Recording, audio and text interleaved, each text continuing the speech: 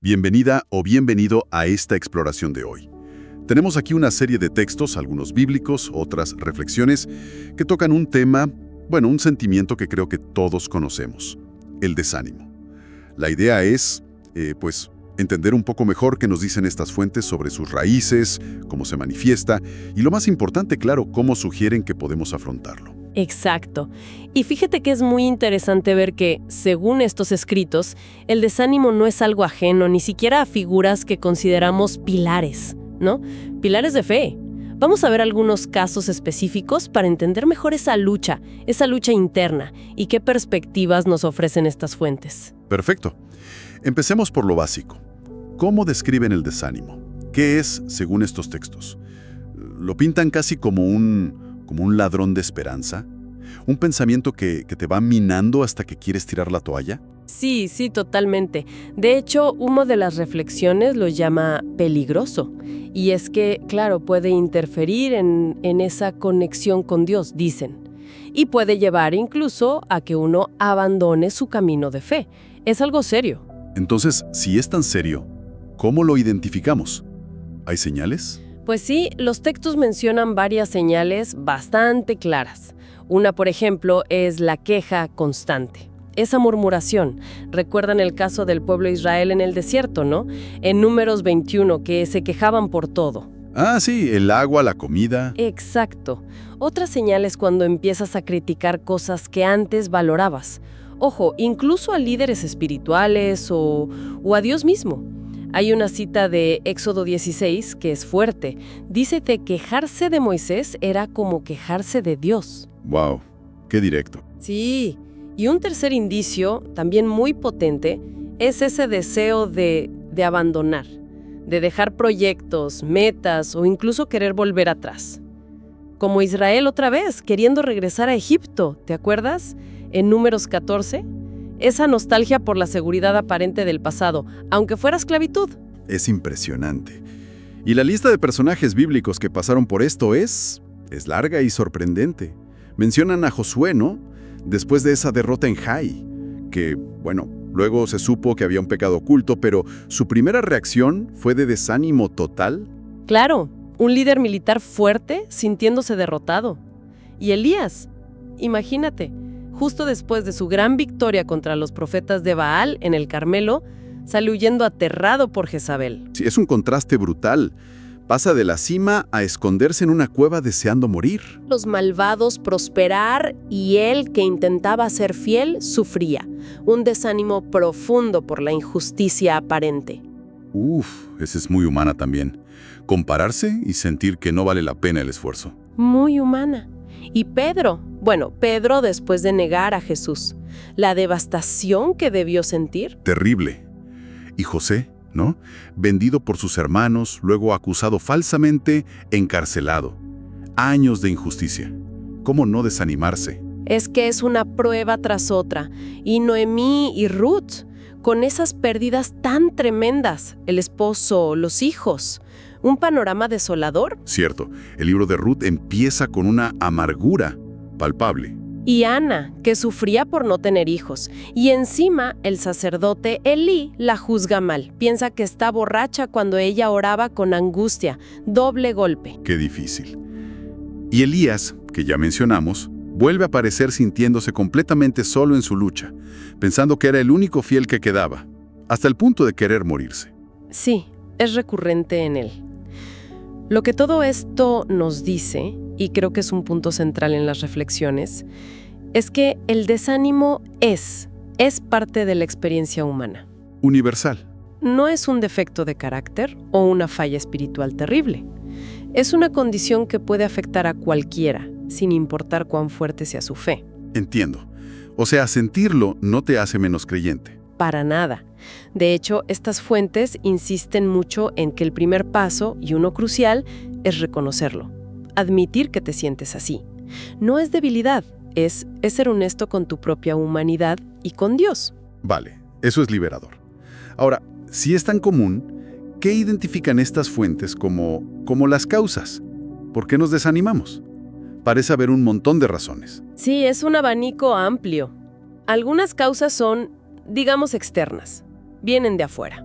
Por ejemplo, la decepción con otros creyentes, ver hipocresía, mal testimonio. El Salmo 55 habla de eso, del dolor que causa la traición de un amigo cercano. Sí, eso puede golpear duro, cuando esperas apoyo y recibes otra cosa. Exacto. O simplemente sentirse abrumado por los problemas, como Nehemías, ¿no? Viendo los muros de Jerusalén destruidos, la gente desmoralizada. Parecía una tarea imposible. Nehemías 4 lo describe bien. La sensación de que la tarea te supera. Justo. Y también hay causas más internas o relacionadas con nuestra percepción.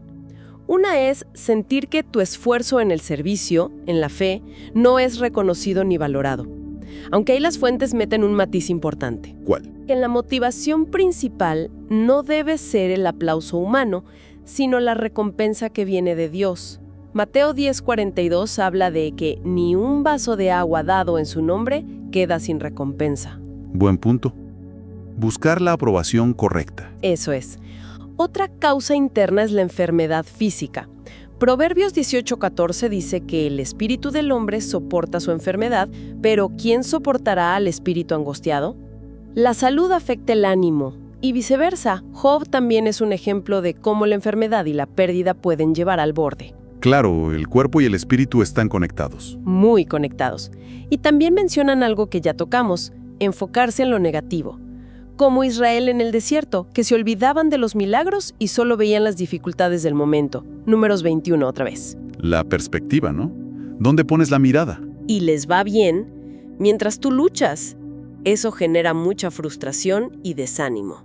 Sí, es una trampa fácil en la que caer. Otra causa son los propios fallos, los errores personales, como Pedro al negar a Jesús, la culpa, la vergüenza. Eso puede aplastar a cualquiera. Sentirse indigno, quizá. Podría ser. Y algo que una de las fuentes que habla sobre Moisés recalca mucho es el aislamiento. Sentirse desconectado de Dios y, muy importante, de la comunidad de fe. El aislamiento te hace más vulnerable. Tiene sentido. La soledad puede magnificar los problemas. Y junto a eso, la incredulidad. Dudar de Dios, de sus promesas. Y el miedo. Miedo al fracaso, miedo al futuro. Todo eso alimenta el desánimo. Vaya, sí que es un panorama complejo. Toca desde las relaciones, la salud, la perspectiva, hasta la fe misma y el miedo. Es que el desánimo puede venir por muchos frentes. Por eso es tan común.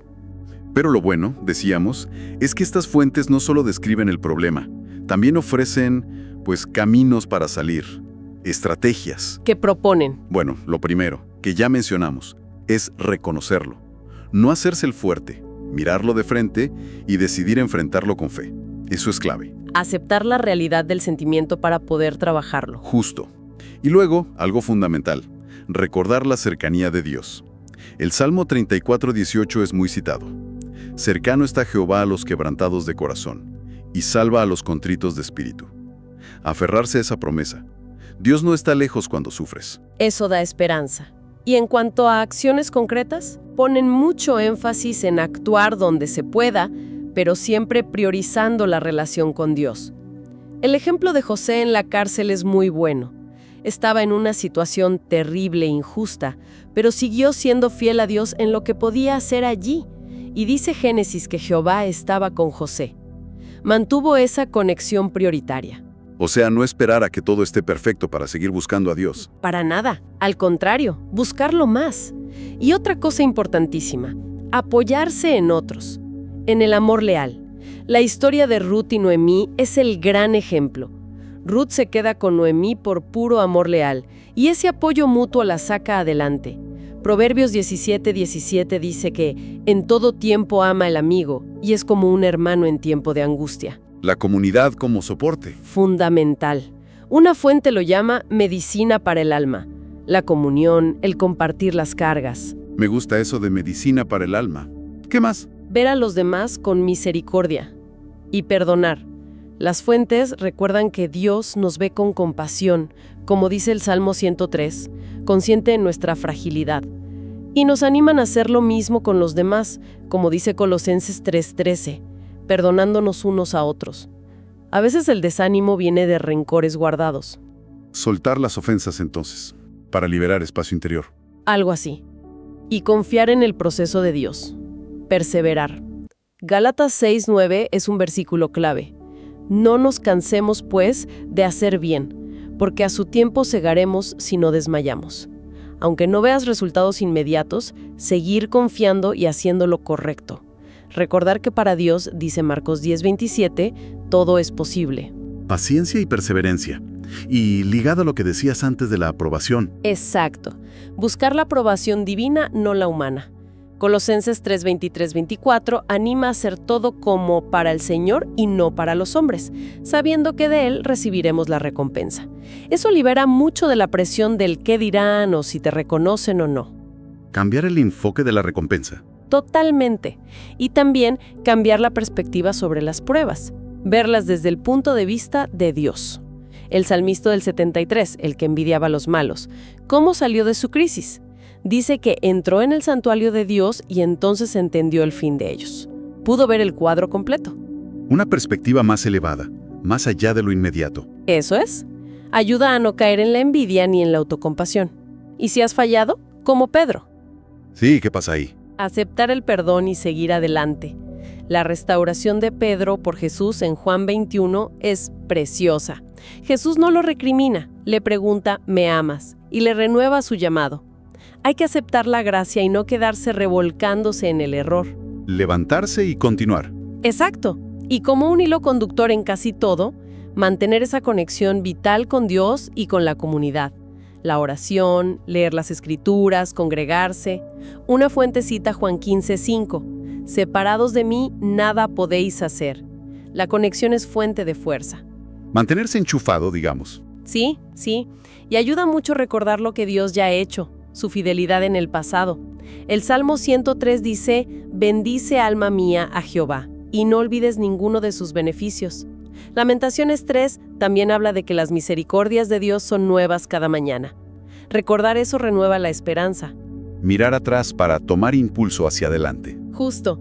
Y por supuesto pedirle fuerza directamente a Dios. Isaías 40:29 promete que Él da esfuerzo al cansado y multiplica las fuerzas al que no tiene ningunas. Pedir ayuda. No intentar hacerlo solo con nuestras fuerzas. Imposible a veces. Y rodearse de gente que sume, que anime. Eso lo dice explícitamente una de las reflexiones. Buscar compañías que edifiquen. El entorno importa mucho. Muchísimo. Y dan hasta consejos prácticos para situaciones específicas. Por ejemplo, si hay un malentendido que causa desánimo, como le pasó a Ana con Elí, aclararlo con respeto. Ana explicó su situación y Elí la bendijo. La comunicación asertiva ayuda. ¿Hablar las cosas? Sí. O si has perdido algún privilegio o posición, como le pudo pasar a Marcos después de aquel desacuerdo con Pablo. No obsesionarse con lo perdido, sino mantenerse activo en el servicio de otras maneras. Marcos siguió siendo útil después. No quedarse estancado en el pasado. Eso es. Y finalmente, volviendo a Elías en la cueva, ¿qué hace Dios? Le habla, le muestra que no está solo, que hay más fieles, y le da una nueva misión. La solución pasa por buscar la ayuda divina y recordar que, aunque te sientas solo, Dios está ahí y a menudo hay otros contigo. Qué completo. Entonces, para ir resumiendo un poco, estas fuentes ven el desánimo como un adversario muy real, ¿verdad? Algo potente que afectó incluso a figuras clave de la fe. Sin duda, no lo minimizan en absoluto. Lo reconocen como una lucha genuina. Pero, y esto es lo crucial, no se quedan ahí. Trazan caminos claros para superarlo. Y esos caminos parecen centrarse en la fe activa, en ajustar la perspectiva, en buscar y dar apoyo en la comunidad y en confiar en la ayuda y el tiempo de Dios. Exactamente. Es un enfoque muy integral. Combina la confianza vertical en Dios con la acción horizontal y el apoyo mutuo. Cambiar la perspectiva hacia la visión divina, aferrarse a las promesas, practicar el perdón, perseverar. Y recordar siempre el carácter compasivo y fiel de Dios. Queda muy claro. Es un mensaje de esperanza, al final. Totalmente. Reconocer la oscuridad, pero siempre apunta a la luz. Y sabes, pensando en todo esto, me surge una reflexión final.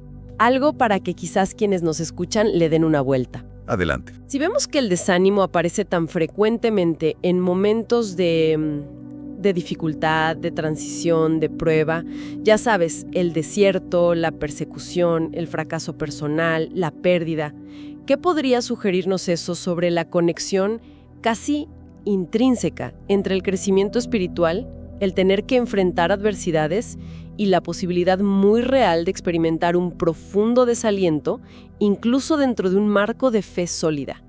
¿Será que a veces ese valle de sombra es parte necesaria del camino hacia una fe más madura? Interesante pregunta. ¿La adversidad y el desánimo como posibles catalizadores de crecimiento? Quizás. Algo sobre lo que meditar, sin duda. La relación entre la prueba, el desánimo y la maduración de la fe.